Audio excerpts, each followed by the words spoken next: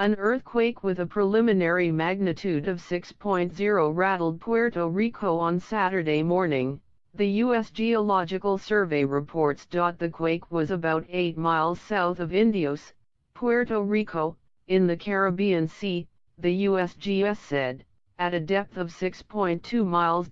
Puerto Rico has been rattled by tremblers throughout the week, including a 6.4 magnitude quake Tuesday and a 5.2 magnitude aftershock Friday afternoon.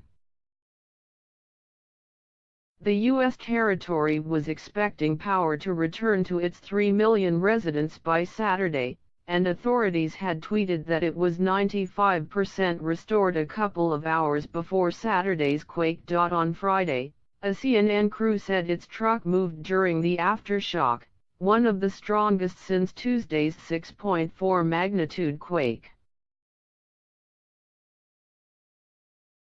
The aftershock came as the Federal Emergency Management Agency, or FEMA, is making aid available and assisting with damage assessment after the quake rocked the island before dawn on Tuesday.